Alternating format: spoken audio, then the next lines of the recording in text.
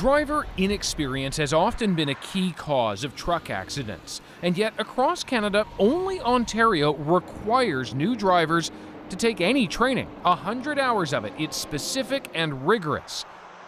In the wake of the Humboldt Broncos crash with a novice driver at the wheel of the colliding truck, Alberta is now also adding mandatory training, something trucking associations say should be nationwide.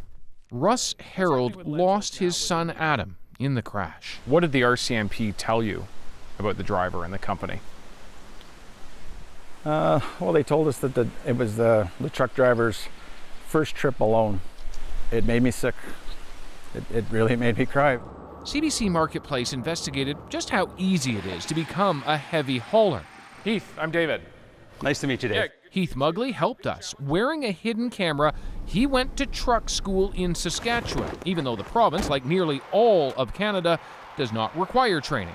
A week later, he got his license. But then we put his training to the test, this time with Carroll Dory in Ontario, a much stricter province. Heath couldn't uncouple a trailer. There you go. Nearly hit a pickup on a turn. Oh, watch that truck. And had the examiner pull the emergency brake at this intersection. Whoa. She wasn't impressed. Heath got his license in Saskatchewan after doing training that he didn't have to do.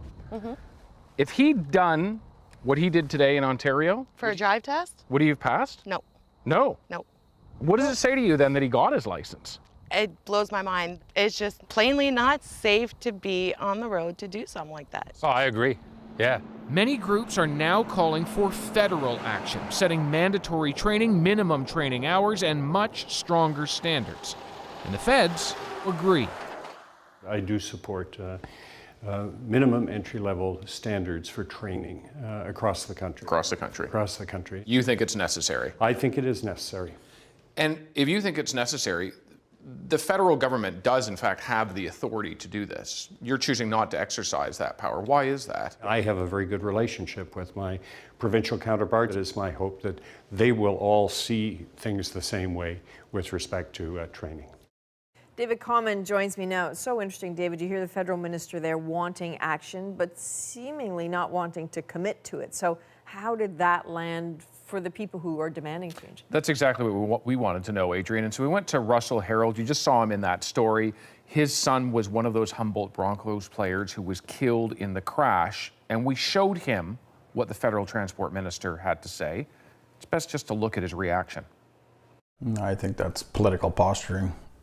What do you think the holdup is? I don't know what the holdup is. Get moving with this. Make this a priority. Make this a priority. Make saving lives a priority. Lives are hanging in the balance, and we're talking about timelines. Why would we wait until somebody else dies on the highway? I mean, it's fairly clear there, Adrian. Russ just wants someone to do something. Provincial, federal, he doesn't really care as long as it's done. And he says a year should not pass from the Humboldt crash before action is taken. Right. Okay, David Common, thanks very much.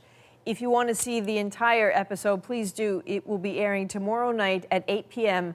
on CBC television.